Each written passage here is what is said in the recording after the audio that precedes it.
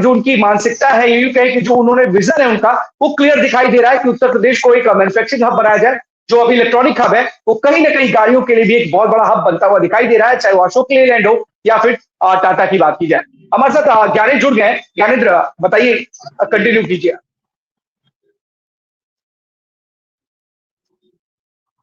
बिल्कुल देखिए अखंड, आपको बताते चले कि कल 2.5 सालों बाद मेरी नजर में किसी प्रतापगढ़ के सांसद एसपी सिंह पटेल, जो कि समाजवादी पार्टी से सांसद है, 60,000 वोटों से विजयी होकर के बने हैं, लखनऊ पब्लिक स्कूल के जो है मालिक भी है। लेकिन एक सवाल ये है कि जब कल वो सवाल आईबीसी 24 से पूछ रहा था, तीसरे सवाल उनसे कर रहा था, हर एक चीजों को लेकर के मैंने सवाल रखे, लेकिन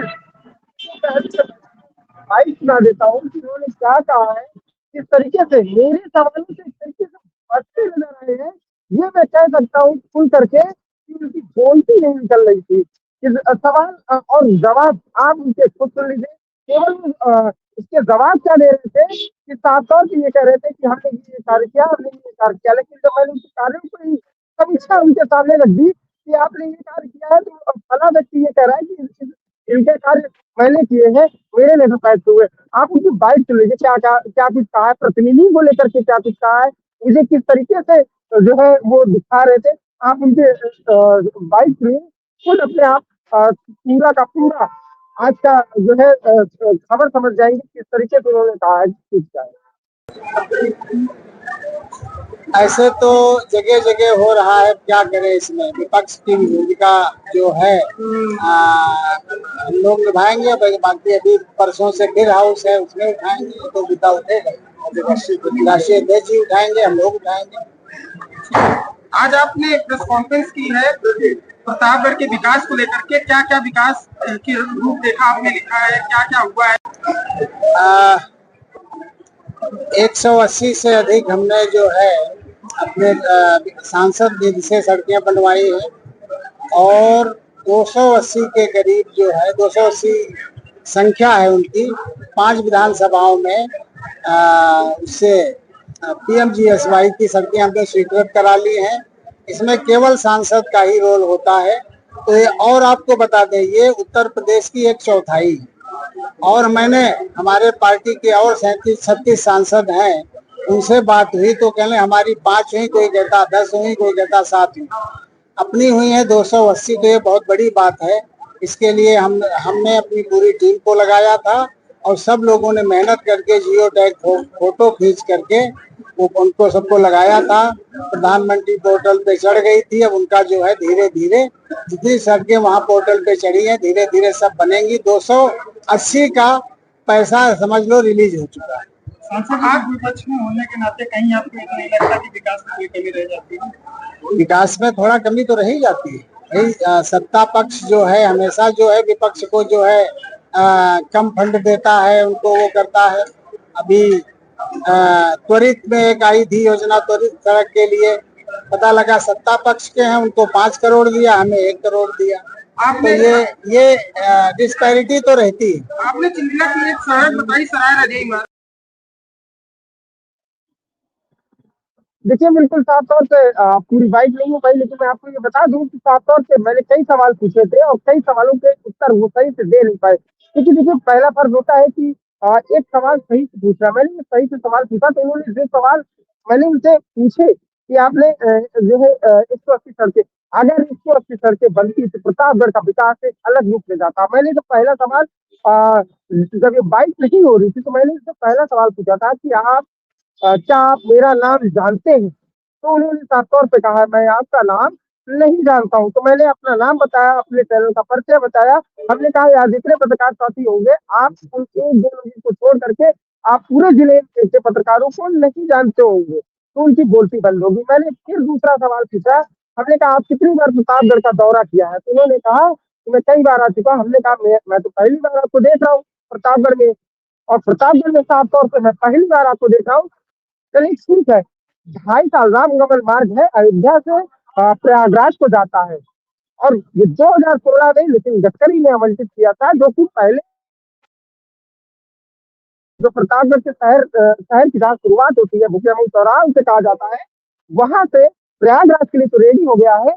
और उधर गोली के पास से जहां से बाईपास रूट रहा है प्रतापगढ़ का, एक बड़ा क्षेत्र कहा जाता है कि बाईपास आ जाने से प्रतापगढ़ में जाम का झाम कम लगेगा और खासतौर पे यातायात तो पुलिस को काफी राहत मिलेगी, क्योंकि बाईपास हो जाने से आधे ज्यादा यात्री बाहर से ही निकल जाएंगे। लेकिन मैंने उनसे पूछा कि शहर का जो अंदर का 4 लेन का रोड है 10 किलोमीटर के आसपास का, 1,000 करोड़ की लागत से बन रहा है, वो आखिर कब बनेगा? 2.5 साल हो गया है, केवल नाले की खुदाई चल रही है। तो उस पे उन्होंने मुझसे क्या कहा कि आप विरोधी इस तरह आप बात कर रहे हैं, तो तात्पर्य ये दर्शाता है कि उनसे कोई अगर सवाल पूछे तो वो सत्ता पक्ष का हो जाता है। तो इस तात्पर्य में दर्शा रहा है, इनको ये लगा कि मैं सत्ता पक्ष की ओर से सवाल पूछ रहा हूँ। मैं उनको ये बता देना चाहता हूँ कि प्रतापगढ़ के आम पब्लिक से लेकर के व्यापारी से लेकर के जो हॉस्पिटल तक आते हैं, उनको सबसे ज्यादा दिक्कतों का सामना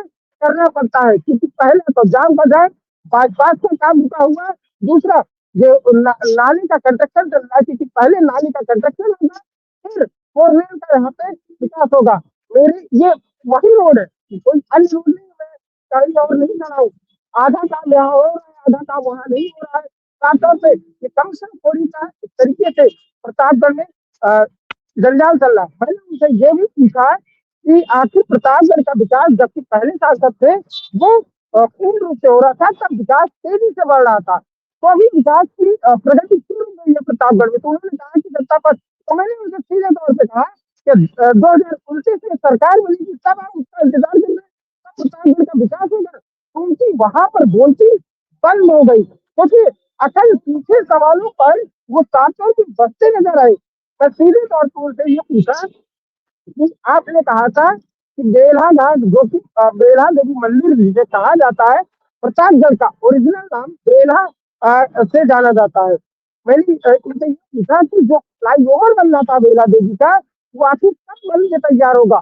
तकरीबन 1.5 सालों से उस फ्लाईओवर का काम चल रहा है, लेकिन माफी चाहूंगा, अभी तक तैयार नहीं हो पाया। लेकिन वही चीज 2024 से पहले जब यहीं के सांसद संजय लाल गुप्ता से, मैं किसी का पक्ष नहीं ले रहा हूँ, मैं किसी के पक्ष से बात नहीं कर रहा हूँ, लेकिन रेलवे के काम था जो कि डबल लेन होना था, वही कई नदी पुल पे मात्र 1.5 साल के अंदर काम खत्म हो गया। वही फ्लाईओवर 1.5 साल से ऊपर से काम लगा हुआ है, अभी तक कंप्लीट नहीं हो पा रहा है। यही सड़क का लेन होना है, 2.5 सालों से ये काम अच्छा पड़ा है। सबसे ज्यादा दिक्कतें किसको होती है? कांग्रेस से सवाल पूछिए तो वो कहते हैं आप विरोधी गुस्से हैं, आप विरोधियों वजह से सवाल पूछ रहे हैं, तो 700 भी सवाल निशान खड़े हुए। मैंने उनसे ये भी पूछा कि आप इससे पहले कितनी बार आए थे? आप मुझे 2.5 साल में पहली बार दिख रहे। फिर उन्होंने 700 से कहा कि मैं तो आता रहता हूँ, कभी भी आज तक कोई भी प्रोटोकॉल। मैंने उनसे ये भी पूछा, सबसे बड़ी चीज है और मेरे हिसाब से मीडिया बंद हुए हैं प्रतापगढ़ के, किसी को नहीं पता होगा, केवल अखबारों को छोड़ दे तो शायद इलेक्ट्रॉनिक मीडिया में किसी को नहीं पता होगा कि एसपीसी पटेल के प्रतिनिधि कौन है। सिर्फ और सिर्फ क्योंकि धर्मपत्नी जहाँ से एमएलसी रही है, और फिर उसके बाद अब यहाँ और फिर से ये लग रहा है कि अपनी अपनी धर्मपत्नी को उतारने के विचार में है, अपना खुद नहीं लड़ेंगे। तो इस साफ तौर पर देखिए, ये 2.5 सालों में आए, एक दिन का इन्होंने प्रोग्राम बनाया, मीडिया से मिले और सारे कार्यक्रम किए, लेकिन अगर इनसे पूछा जाए कि इनका इन्होंने आज तक प्रतापगढ़ में विकास कितने किए, मैंने इनसे ये भी कहा कि आप मेरे साथ शहर में चलिए और एक दुकान से किसी दुकान से खड़े होकर के पूछवा दीजिए कि मैं कौन हूँ, आप क्या मुझे पहचानते हैं। मैंने उनसे जज से कहा कि सीधे तौर पर आपको अलग कर देंगे, मेरे बताइए दुकान से मत चलिए, आपकी मर्जी जहाँ करें वहां आप खड़े करके केवल एक सिंगल गाड़ी से, काफिले के साथ नहीं, एक सिंगल गाड़ी से आप चलिए। बिल्कुल ज्ञानेंद्र, नहीं ज्ञानेंद्र, सबसे बड़ी बात है कि अब तो सांसद, विधायक, यहाँ तक कि पूर्व मुख्यमंत्री जब मिलते हैं तो जैसे ऐसा लगता है कि उनसे बात किया जा रहा है तो सब विरोधी ही नजर आते हैं उनको। क्या अब लगता है कि सांसद, विधायक या फिर कोई बड़ा नेता हो तो उसके मन मुताबिक ही अब सवाल पूछना पड़ेगा, उसके हिसाब से पूछना पड़ेगा कि नेताजी आपने तो इतना विकास किया था कि मानो आज की डेट में कोई विकास ही नहीं कर पा रहा है।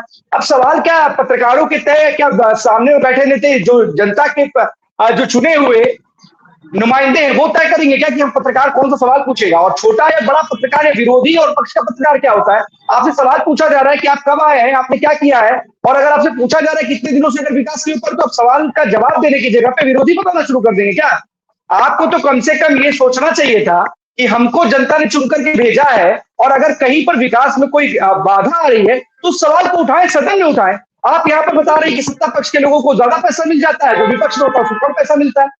अरे सांसद निधि है वो तो आपको मिलती होगी, और आप कह भी रहे कि मैंने अपने साथी सांसदों से पूछा, मैंने बातचीत की तो उन सबसे अधिक मुझे पैसा मिला। तो आपके साथी सांसदों में जब सबसे पैसा आपको अधिक अलॉट हो गया तो आप तो खुद ही कहीं ना कहीं कॉन्ट्रोडिक्टरी बात कर रहे हैं। तो फिर आपके साथियों को पैसा कम और आपको अधिक क्यों मिला? तो इसका मतलब क्या, जो पैसा अलॉट होता है क्या उसमें तय होता है क्या कि आपसे ज्यादा इनको मिल गया? क्योंकि आप तो बता रहे ना कि उनको 205, 207, मुझे 280। आप इस तरीके से कॉन्ट्राडिक्टरी बातें करते हैं। जो सामने पत्रकार बैठा होता है वो सवाल पूछ रहा था, प्रतापगढ़ से संबंधित सवाल पूछ रहा था क्या व्यक्तिगत सवाल पूछ रहा था? और अगर उसने सवाल पूछा तो सवाल का जवाब आप देंगे कि आप ये उससे आप उसको ज्ञान बांटेंगे कि विरोधी हो या पक्ष के हो। और सबसे बड़ी बात है उस सवाल में ऐसा क्या था जिससे आपको विरोधी नजर आने लगा? ये बात तो आपको खुद समझनी चाहिए थी कि जनता के से जुड़े हुए मुद्दे, विकास से जुड़े हुए सवाल आपको विरोधियों के सवाल लगते हैं। जो सरकार सत्ता में है वो क्या विकास नहीं करवाएगी क्या? उसको अलग क्या केवल एक प्रतापगढ़ में सबसे बड़ी बात है कि प्रतापगढ़ की जनता जेल चाहेगी।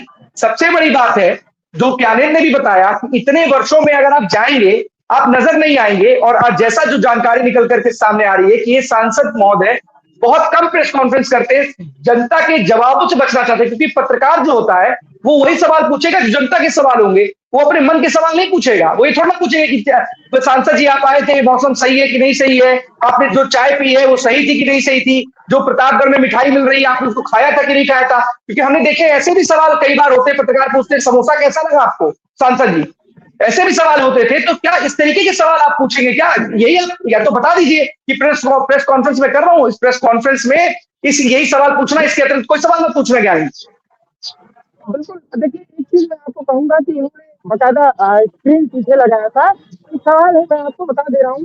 पहला तो मैं अपने सवाल समझ करके साथी पत्रकार ने पूछा था, क्योंकि उन्होंने अपने प्रेस नोट पढ़ रहे थे। तो एक सांसद होता है जो प्रेस नोट पढ़ता है तो अगर वो अपने जिले के लिए जो भी विकास किया होता है ना उसको जुबान से रटा होता है, चाहे वो छोटा सा ही विधायक क्यों ना, एक नगर परिषद अध्यक्ष ही क्यों ना हो। अगर इसमें नगर परिषद अध्यक्ष में अपने नगर क्षेत्र में कोई काम किया है तो एक एक काम उसे याद रहता है।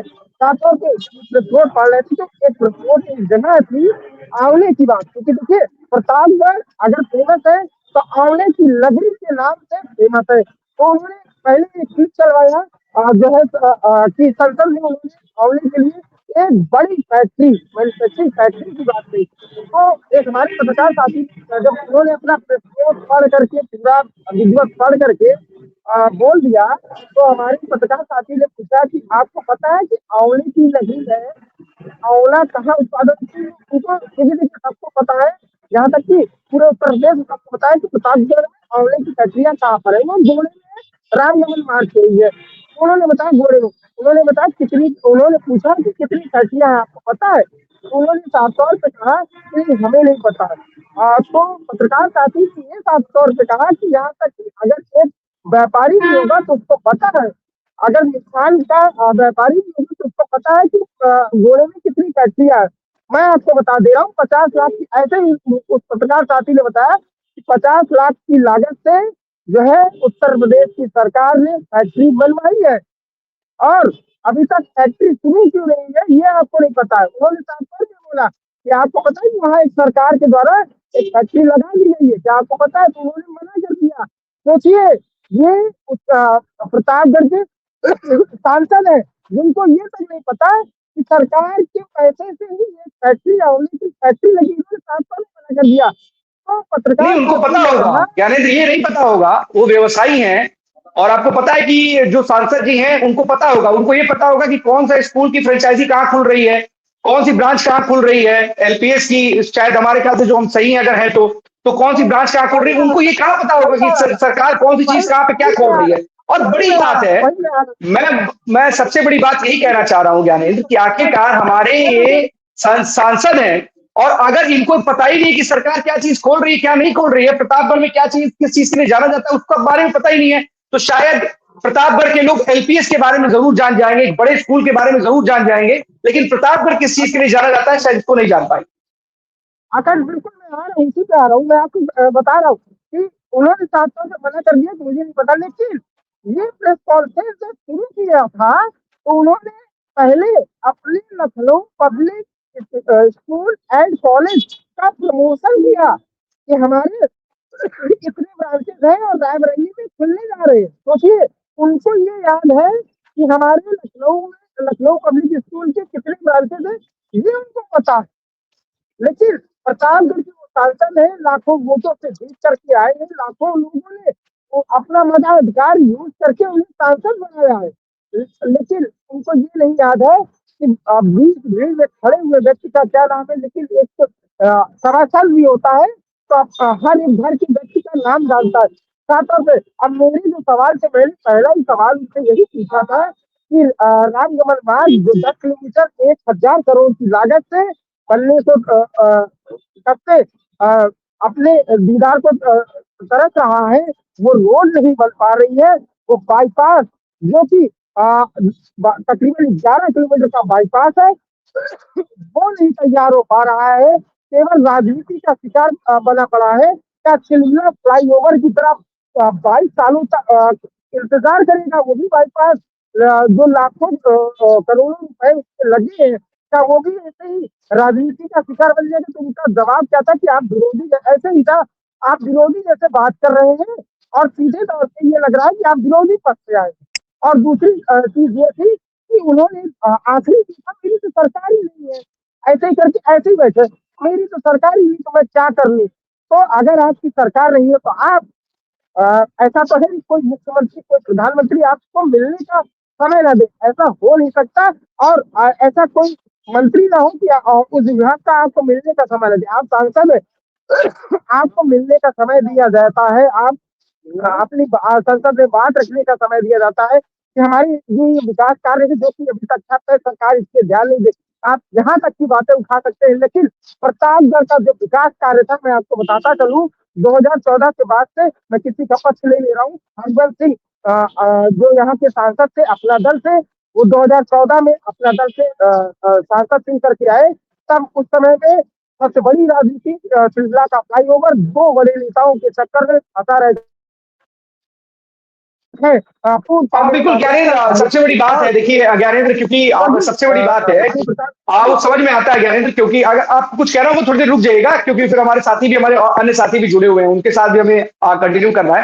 लेकिन इतना जरूर है जो आपने बातें बताई ज्ञानेंद्र, इससे साफ तौर पर समझ में आता है कि सांसद जी को सवाल कम लग रहे हैं, उनको ज्यादातर जो पूछने वाला है वो विरोधी ज्यादा नजर आ रहा है। सबसे बड़ी बात है कि अगर जब नेता ये जानने लगेंगे और चुनाव करने लगेंगे कौन उनका अपना है और कौन पराया, तो अपने आप में दिक्कतें होंगी। ये जनता से जुड़े सवाल हैं, अपने स्कूल की फ्रेंचाइजी का, ब्रांच का प्रमोशन जरूर कीजिए, पर जनता से जुड़े हुए सवालों का जवाब भी आपको देना आपकी कहीं ना कहीं आपका परम कर्तव्य है, क्योंकि आपको जनता ने चुन करके भेजा है। आपको व्यवसाय करना है तो आपके पास बहुत सारा टाइम है, आपको अपने लोगों को लगा देना चाहिए, आपके परिवार के अन्य लोग हैं उनको लगा देना चाहिए।